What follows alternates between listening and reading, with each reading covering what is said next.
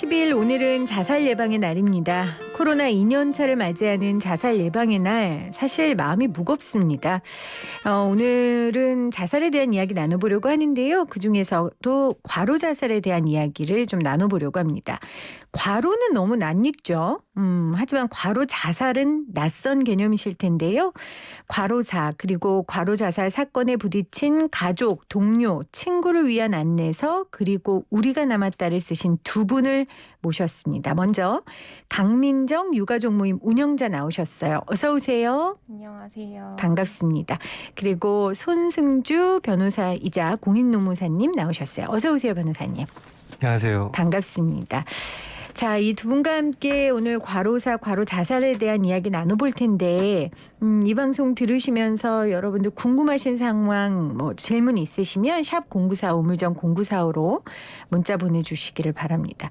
자, 먼저 과로를 좀 정의한다면 어떻게 정의할 수 있을까요?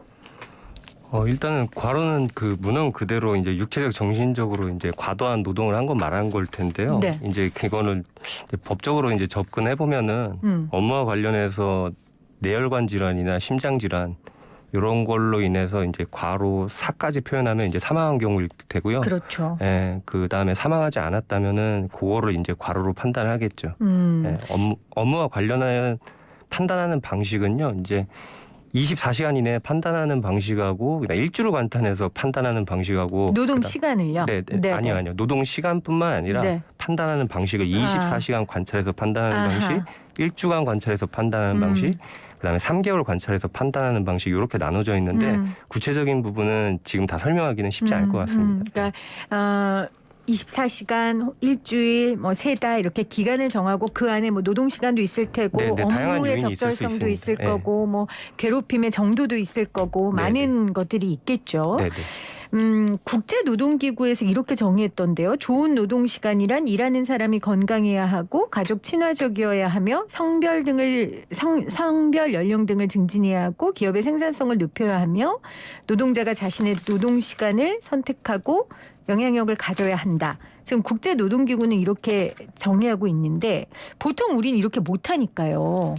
그런데 과로라는 용어가 지금 그러니까 법적으로 말고요. 사회적으로는 좀 어떻게 정의되어 있는지 우리 강민정 유가족 모임 운영자께서 설명해 주시겠어요? 네, 방금 피디님께서 말씀하신 대로 국제노동기구에서 이런 기준을 제시하고 있는데 과로라는 개념은 사실은 저는 조금 다르게 그러니까 아까 변호사님께서 산재법상 인정받는 과로에 대해서 정의를 내려주셨는데 네네. 우리 삶 속에서 과로를 다시 한번 정의를 해봐야 되지 않을까 중요하죠. 생각을 하고 있습니다. 네. 그래서 사실 청취자분들께서도 한 번쯤은 일상에서 과로하고 있는 거 아닌가 고민하셔 보셨을 텐데요.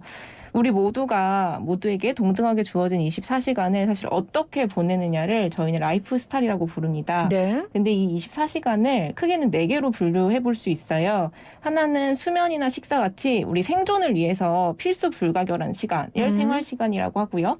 집안일이나 육아 이런 걸 가사 시간이라고 하고요.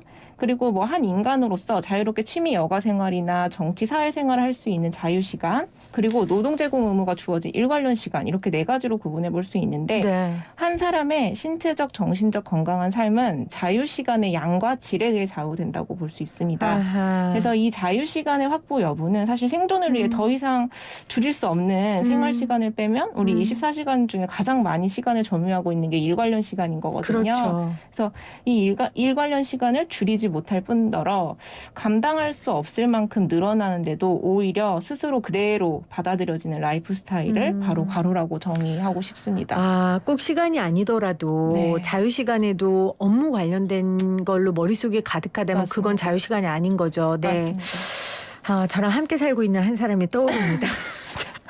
저는 집에 가면 생각 안 하거든요. 사실 스튜디오 밖에 나가면 저는 생각 안 해요. 근데 사실 모두가 다 그런 건 아니니까. 맞아요. 네, 그래서 사실 저는 이 인터뷰 준비하면서 같이 살고 있는 그 한 사람 때문에 굉장히 마음이 무거웠는데 그렇다면 이제 과로사와 과로 자살을 좀 우리가 어떻게 봐야 될까? 이거 어떻게 봐야 돼요? 네, 과로랑 마찬가지로 사실은 과로사나 과로 자살도 의학적인 진단명이나 법적 용어는 아니고 저희 사회적 용어입니다.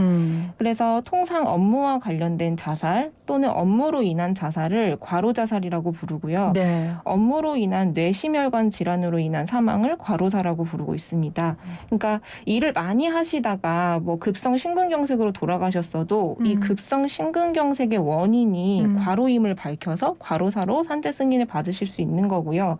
우울증으로 자살로 돌아가셨어도 이 우울증의 원인이 뭐 직장 내 괴롭힘이다 혹은 과중한 업무다인 거를 밝히셔서 과로자살로 산재 승인을 받으실 수 있는 겁니다. 근데 제가 앞서도 설명했지만 많은 분들이 과로는 낯익지만 맞습니다. 과로사, 자살은 낯설거든요. 근데 일본 같은 경우에는 이 부분에 대한 연구나 시민사회 운동, 법제정까지도 잘 이루어졌다면서요? 맞습니다. 과로자살 같은 경우는 사실 일본 사회에서도 사회적 용어예요. 아직 뭐 의학적 진단명은 아니고요. 물론 2014년에 과로사방지법 제정 이후에 네. 과로사하고 과로자살에 대한 약간 법적 정의가 이루어지긴 했으나 네, 아직 한국 사회는 사회적인 의식 수준이 과로자살에 대한 사회적 의식 수준이 낮아서 아까 피디님 말씀하신 대로 과중한 업무로 인한 돌연사나 자살을 저희가 통상 과로사라고 불렸어요. 근데 최근에 한국 사회에서도 업무로 인한 자살이 크게 계속 이슈가 되면서 그렇죠. 네. 네, 과로자살이라는 사회적 용어가 조금 통용되고 있지 않나.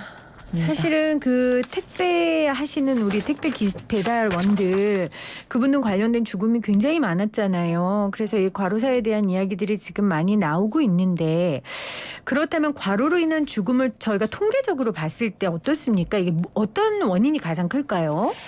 원인이라고 하면 사실 저희가 공식적으로 한국 사회에서 뭐 과로사나 과로자살에 대한 통계 수치가 없어요. 아예 그것조차도 안 하고 존재하지 있군요. 않고 그 원인, 따라서 원인에 대해서도 사실 공식적인 자료나 그런 건 없지만 많은 연구 결과에 따르면 우리가 과로라고 볼 수 있는 장시간 노동이나 뭐 야간 교대 근무나 상사 폭언 등으로 뭐 아니면 직장 내 괴롭힘으로 인한 직무 스트레스가 뭐 뇌심혈관계 질환 발생 위험을 높이고 자살 네. 위험성을 높인다는 연구 결과는 굉장히 많습니다. 아우, 뭐 다양한 뉴스들이 막 떠오릅니다. 우리 간호사분들도 계셨고요. 참 마음이 무거운데 우리 강민정 씨는 유가족, 그러니까 그냥 유가족 모임이 아니라 과로 자살 유가족 모임을 지금 운영하고 계시잖아요. 네. 이걸 어떻게 만들게 되셨어요? 저희가 공식 명칭은 한국 과로사 과로자살 유가족 모임이에요. 네. 그래서 사실 저도 유가족입니다. 그러니까 저희 법무부께서 네. 대기업 제과회사 개발팀에서 신제품 개발로 3개월 내내 퇴근을 못 하시고 숙직실에서 일을 하시다가 잠을 주무시다가 이제 그대로 돌아가셨는데 평소에 너무 건강하셔서 죽음의 원인을 일 많이 한 거 외에는 찾아볼 수가 없었습니다. 그렇군요. 네, 그래서 사람이 너무 많이 일하면 죽는다고 계속 의문이 들어서 이런 죽음을 뭘까라고 봤더니 이거를 과로시라고 부르면서 70년대부터 일본에서 굉장히 연구하고 이제 사회적 활동이 활발하게 이루어지고 있음을 알고 제가 일본에 가서 연구를 하게 됐고요.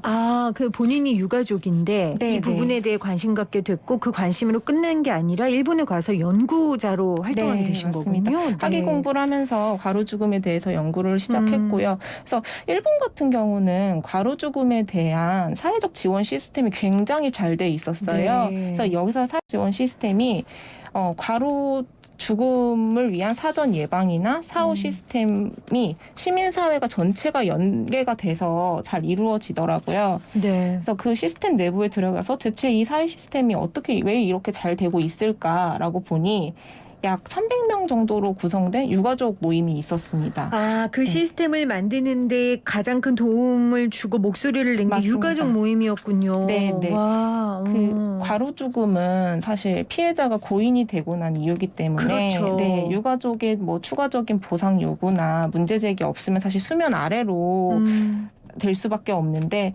계속적으로 유가족들이 목소리를 내고 이 유가족들을 지원해주는 뭐 변호사님, 뭐 의사, 교수들이 있었고요.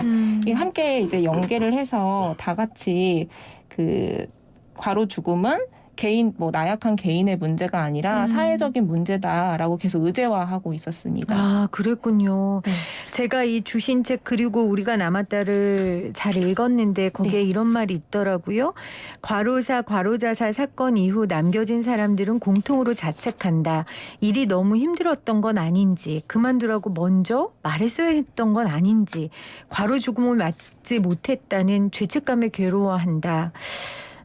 이렇게 남기셨는데 그럼 지금 과로 자살 유가족 모임에 몇 분 정도 함께하고 계세요? 저희 유가족 모임이 2017년 7월에 처음 모임을 시작으로 네. 한 20여 가족이 계시고요. 저희가 한 달에 한 번씩 정기 모임 하면서 저희 모임 지원해 주시는 여기 나오시는 손승주 변호사님 포함해서 네. 뭐 직업환경 전문의, 심리 상담가 이렇게 같이 해서 그 과로 죽음에 대한 공부, 산재 승인을 위한 지원, 심리 치유를 도모하고 있습니다. 그럼 손승주 변호사님이 그 유가족 모임에 함께하고 계신 거예요, 변호사님? 네, 근데 뭐 어. 저 말고 다른 노무사님들도 도와주신 분 더 있습니다. 네. 그러면은 변호사님께서 거기서 구체적으로 상담해 주시는 건 아무래도 산재를 어떻게 인정받을 수 있는지 뭐 이런 부분들이겠죠? 네, 뭐 산재로 인정받을 수 있는 것뿐만 아니고요. 네. 산재 끝나고 나면은 이제 회사 측에 대한 손해배상 청구라든지 그런 것들도 여러분들이 대강적인 금액은 어느 정도 받을 수 있는지 어떤 절차를 거쳐야 되는지 뭐 그런 부분들도 상담해 드리고 있습니다. 자, 이 책에 이런 말이 나와요. 과로사나 과로자살은 명백한 사고 책임자가 있는 경우가 많고 이런 구조를 방지한 채 회사를 경영해 경제적 이익을 얻고 있는 사람이 분명하다.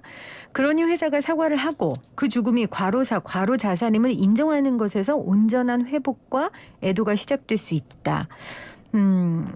어떤 의미가 있을까요? 우리 유가족들이 이 부분에 대해 이 과로사를 밝히기 위해 그런 지리한 싸움을 하는 게요.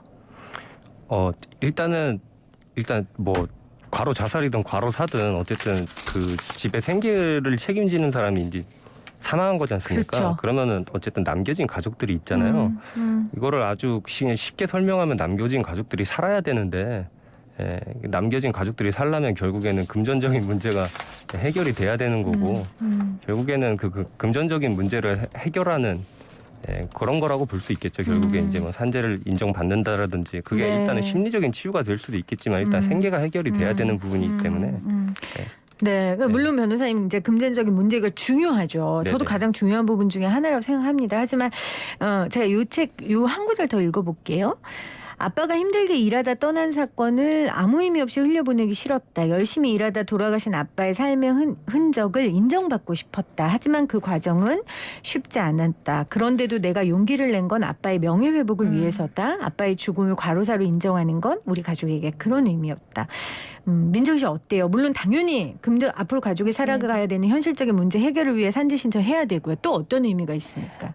사실 산재 승인이라는 것은 아까 여기 글에도 써져 있지만 명예회복에 굉장히 의미가 커요. 네. 그러니까 아빠나 뭐 남편의 죽음이 정말 나의 잘못 혹은 개인 뭐 돌아가신 분이 뭐 정말 나약해서가 돌아가신 게 아니라 과로를 강요하고 있는 기업 혹은 사회 때문에 그렇게 돌아가신 거고 거기에 대해서 우리 아빠는 열심히 일하다 돌아가셨다라는 명예회복의 의미가 더 큽니다. 대부분의 그렇죠. 유가족분들이 그렇게 생각하고 계세요. 맞아요. 네. 맞아요.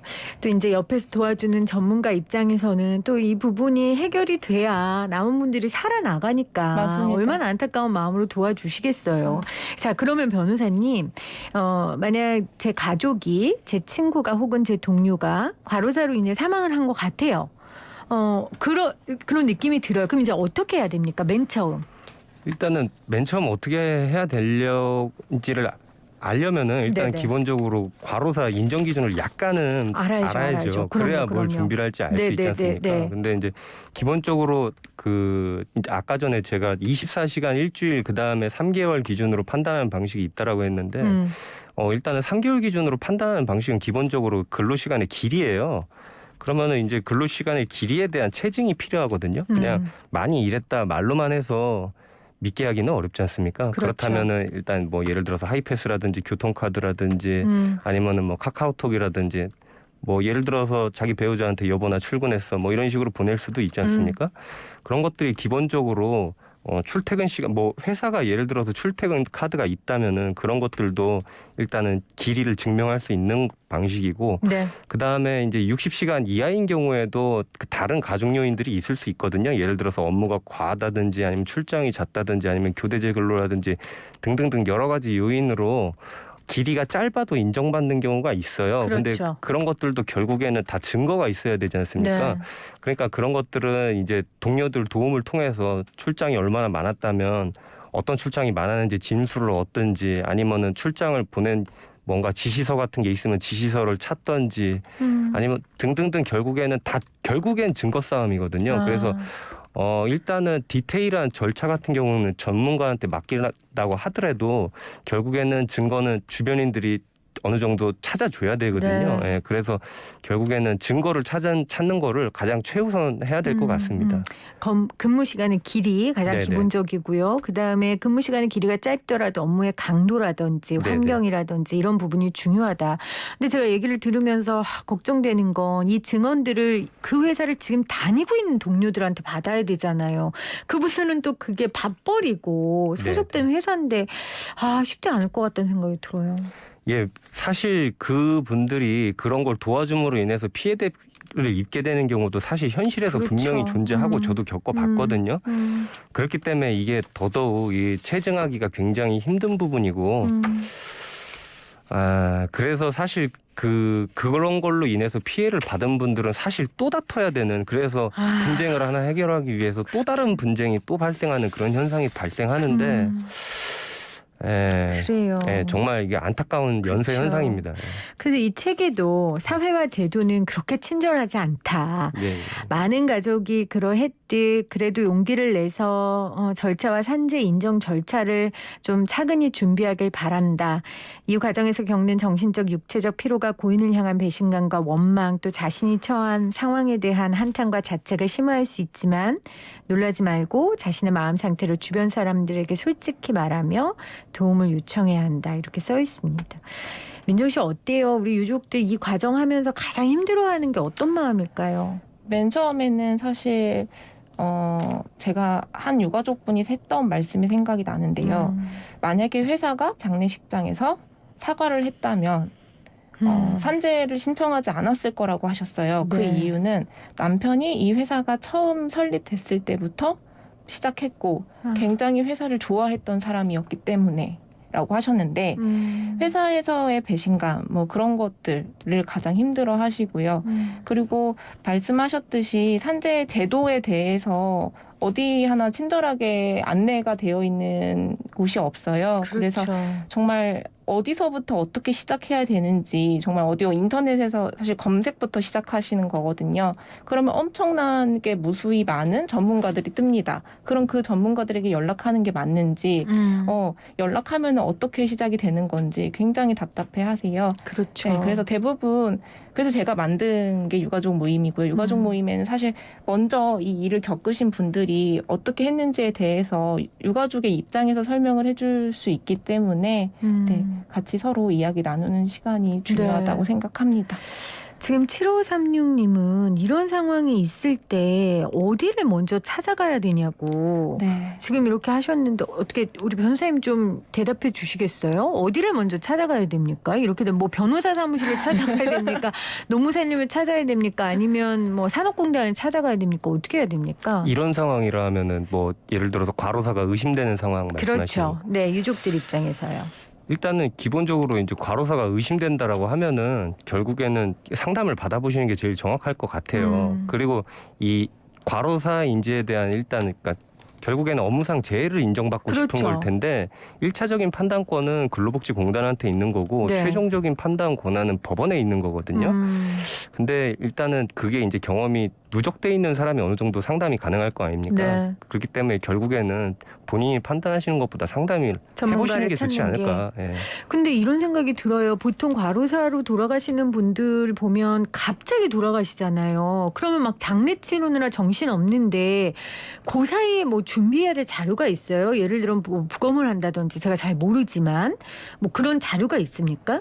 이제 뭐 기본적으로 이제 부검을 해서 아까 전에 제가 말씀드렸다시피 이제 뇌혈관 질환이라든지 네. 아니면은 이 심장 질환이라든지 그런 결과가 나온다면은 당연히 부검을 해서 좋은 결과겠죠. 근데 네네. 그런 결과가 안 나온다면은 사실 이제 부검이 오히려 마이너스 요인이 될 수도 있는 거거든요. 아 그래요? 왜요? 사인- 죽음의 원인을 알 수가 없기 때문에 예. 사인을 알 수 네, 없어서 사인미상 부검. 같은 네네. 경우 나오는 경우는 조금 불리하게 작용할 수도 음. 있는 거기 때문에 약간 양날의 칼로 작용이 되는 것 같아요. 아 근데 그거를 그 상황에 판단하기가 쉽지 않을 것 같아요. 맞습니다. 아 유족들의 무게가 너무 무거운데. 입증 책임이 유가족한테 있어서 정말 음. 굉장히 무겁고 사실 아까 변호사님 말씀에 덧붙여서 만약에 지금 그게 의심이 되고 계신다면 정말 빨리 하루라도 빨리 상담을 받아보시는 게 좋은 게 증거가 없어져요. 증거가 없어지기 그렇겠죠. 때문에 그냥 의심이 조금이라도 들면 저는 상담을 빨리 받으셔서 네, 처리를 하셨으면 좋겠습니다. 네. 그러니까 회사도 증거를 없앨 수 있으니까요. 맞습니다. 시간이 길면 길수록. 네. 알겠습니다. 자, 아까 변호사님 하신 말씀 중에 결국 현실적으로는 남은 가족들을 위한 생계를 위해 이 제도에서 이제 승리를 해야 되는데 그렇다면은 이게 인정이 되면 산재로 인정이 되면 이제 유가족들이 어떤 법적 제도로 보호받을 수 있게 되나요? 그 일단은 기본적으로 연금이 나옵니다. 연금이 네. 나오는데 그 돌아가실 때까지 받을 수 있는 연금이고요. 예를 들어서 뭐 배우자다라고 한다면은 돌아가실 때까지 나오고, 아니 물론 배우자가 이제 재혼하면은 못 받게 되는 경우도 있는데 네. 대체로 이제 돌아가실 때까지 받을 수 있고, 그 다음에 장례비 정도 그 정도 받을 수 있고요. 만약에 이제 민사상 손해배상을 청구하게 되면은 그 부분에 있어서 이제 근로복지공단에서 받은 돈을 제외하고 그 돈은 제외하고 손해배상 금액을 받을 수 있거든요. 예, 그러니까 결국에는 다 금전적인 부분이죠. 예. 제가 추가적으로 네네. 꼭 말씀드리고 싶은 게 유가족분들하고 같이 이야기를 하다 보면 산재에서 멈추세요. 손해배상은 사실 회사에 그러니까 산재를 신청을 하시면서 증거 수집을 하면서 회사에 너무 상처를 받으셔서 회사에 손해배상 청구하는 걸 굉장히 두려워하시는데 그럴 것 같아요. 네, 손해배상도 사실은 유가족의 권리입니다. 그래서 꼭 멀리 생각하셔서 산재뿐만 아니라 손해배상까지 그 전문가한테 상담을 해보시기 권합니다. 그럼 산재 인정이 안 되면 손해배상 청구도 좀 불리한 거죠? 아예 안 되나요? 일단은 어때요? 산재 인정이 안 되면은 그 산재 인정이 안 된 부분에 있어서 재판부에 만약에 그게 자료가 현출이 된다면 당연히 네. 재판부는요 그 부분에 있어서 심증을 갖게 되겠죠. 안 좋은 방향으로. 그렇기 때문에 일단은 산재 인정을 산재가 1차적으로 우선이다. 하는 게 당연히 중요할 거고. 그럼 이제 불승인 됐어요. 네네. 인정이 쉽지 않잖아요. 네네. 그런 경우엔 그다음 어떤 과정을 밟을 수 있습니까? 일단 행정 절차를 먼저 밟을 수도 있고요. 네. 그러니까 이제 산재 불승인에 관해서 심사 재심사를 거치는 방법도 있고요. 그거를 건너뛰고 바로 행정소송을 하는 방법도 있습니다. 예, 근데 그거는 이제 당사자 선택에 맡겨져 있기 네. 때문에 건너뛰어도 되고 안 건너뛰어도 되고 네, 그렇습니다. 알겠습니다. 오늘 9월 10일 자살의 예방의 날을 맞이해서 과로사, 과로 자살에 대한 이야기 나누고 있는데요. 우리 민정 씨가 유가족 모임 운영자이면서도 이런 부분에 대한 연구자라고 들었는데 그러면 과도한 업무, 노동, 야근, 스트레스 이런 것들이 이제 회사가 저한테 요청할 때 요구할 때 어떻게 좀 대응해야 될까요? 이 극단적인 상황까지 가지 말아야 되잖아요. 맞습니다. 사실 과로 죽음 유가족 모임을 운영하면서 저는 굉장히 많은 그 과로 죽음을 목격했는데 네. 가장 중요한 것은 스스로 빨리 과로하고 있음을 인식하고 인식을 해야 과로 죽음을 예방할 수 있습니다. 근데 그러기 위해서는 사실은 결국은 과로를 강요하는 게 개인뿐만 아니라 동료들에게도 강요를 하고 있을 거거든요. 그게 문제예요. 그러니까 다 동료들 모두가 그 과로 업무를 하고 맞아요. 있는데 전 하지 않겠습니다. 맞아요. 저는 이제 웰빙 하겠습니다. 맞아요. 이 얘기를 어떻게 해요? 맞아요. 못하죠. 그리고- 그러면 이러죠. 넌 쭉 나가. 맞아요. 쭉 웰빙해. 이럴 거 맞아요. 아니에요. 그리고 과로하지 않는 동료를 보고 쟤 뭐 회사에 지분 있나? 뭐 그렇죠. 이런 생각을 하게 되는데 네. 그렇기보다는 동료들끼리 함께 과로하고 있고 이것이 우리 나중으로 장기간에 봤을 때 심각한 문제다라고 공감을 먼저 해야 되고요. 그러니까 과로하고 있음이 당연하고 과로하고 있음이 이상한 상황을 최대한 지양해야 합니다. 아하, 네. 아하. 그리고 그 다음 스텝으로 과로를 인식했다면 우플 거예요. 그 우픈 거에서 더 나아가서 대체 우리 이렇게 과로를 양산하고 있는 게 뭔지 네, 그 원인을 한번 다 같이 고민을 해보셔야 되고요. 그 다음 스텝으로 과로의 원인을 인식했다면 다른 주변 사람들에게 도움을 요청하셔야 됩니다. 그 주변 사람들이 법률 전문가여도 관계없고 뭐 정신과 의사든 의학 전문가여도 관계없고요. 가족이어도 관계가 없습니다. 그러니까 과로 죽음, 특히 과로 자살 같은 경우는 제가 고인들의 경우를 보니까 과로로 본인이 힘들었어도 미처 주변 사람들에게 도움을 이렇게 요청하지 못해서 끝내 자살에 이르게 된 경우가 대부분이었어요. 그래서 혹시나 과로로 인해서 지금 스스로 굉장히 힘드시다면 주변에 꼭 도움을 요청하시길 강조드립니다. 마지막 스텝으로 만약에 공식적으로 문제 제기할 수 있는 상황이라면 꼭 제기하셔야 됩니다. 방법은 정말 다양한데 노동법상 권리를 적극적으로 보장받을 수 있도록 노력해야 됩니다. 근데 뭐 예를 들면은 초과 노동을 하고 있다면 초과수당 청구하셔야 되고요. 네. 뭐 산재 뭐 업무 과로로 뭐 우울이 왔다 그러면 이런 거에 대한 산재 신청을 하시길 적극 추천드립니다. 인식하고 도움을 요청하고 문제 제기를 해라. 네. 근데 저도 16년 쉽지 차 않죠. 직장인이지만 이거 쉽지 않아요. 맞아요. 정말 쉽지 않아요. 다 같이 해야 돼요. 혼자는 다 같이 해야 돼요. 혼자는 안 되고 다 같이 맞아요. 하는 그런 문화를 다 같이 만들어 가야지. 그렇지 않으면 네. 그래서 또 노동조합이라는 게 있고 맞습니다. 또 노조가 없는 회사는 어떻게든 방법을 만드셔서 함께 연대하는 수밖에 맞아요. 없습니다. 맞아요. 네, 인식하고 도움을 요청하고 문제 제기를 하십시오. 그러면 이제 우리 손 변호사님 같은 분들이 도와주실 테니까요. 맞습니다. 자, 혹시 이 방송 들으면서 과로사나 과로 자살로 가족을 잃으신 분이 있다면 그분들에게 좀 한 말씀 해주신다면 어떤 말 해주실 수 있겠어요? 본인들의 잘못이 아니다. 맨 처음에 선생님들 잘못이 청취자분들 선생님들 잘못이 아니. 뭐 과로를 강요하고 있는 사회의 문제고 이거는 개인의 문제가 아닌 사회적 문제이기 때문에 네. 만약에 의심이 된다면 꼭 산재 신청을 하시고 산재 승인을 받으셔서 명예회복을 하셨으면 좋겠습니다. 우리 변호사님은 전문가로서 또 공인 노무사시기도 하시니까요. 이 과로사로 사망하는 일 멈추기 위해 우리 사회와 정부가 해야 할 일 뭐라고 보세요? 일단은 그 산재법 같은 경우는 생긴 지도 워낙 오래된 그 박정희 전 대통령님 때 이제 생겨서 네.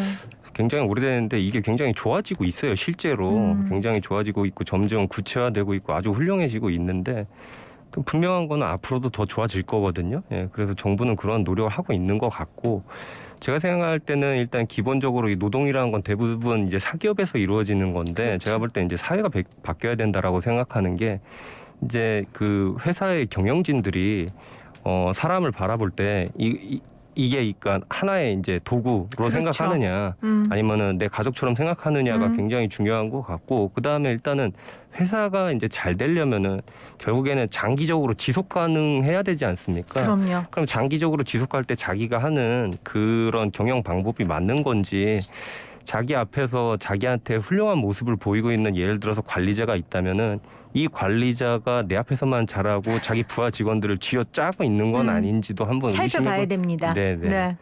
그런 거를 이제 살펴보고 결국에는 그래서 이제 이게 결국에는 장기적으로 지속 가능하지가 않다. 서로 경쟁시키고 뭐 이런 방식이 맞지가 않다라고 한다면은 그렇다면 어떤 방법이 우리 회사가 또 오래오래 잘 될 수 있는 회사인가? 그런 거를 한번 고민해 볼 필요가 있죠. 일단은 제가 생각할 때는 저는 이제 이거는 법적인 접근이 아니라 경영 마인드적인 접근이 그렇죠. 필요하다라는 생각이 들거든요. 회사의 생산성과 지속 가능성을 네네. 위해서라도 네네. 우리 노동자들의 상황이 어떤지 좀 살펴주시기를 바랍니다. 네. 오늘 9월 10일 자살 예방의 날을 맞이하여서 조금 무거운 이야기지만 누구나 자신의 이야기 될 수 있는 저도 그렇고요. 오늘 이야기 나눠주신 두 분 너무 감사합니다. 유가족 모임 운영자 강민정 씨 그리고 손승주 변호사님과 함께했습니다. 고맙습니다. 감사합니다. 감사합니다.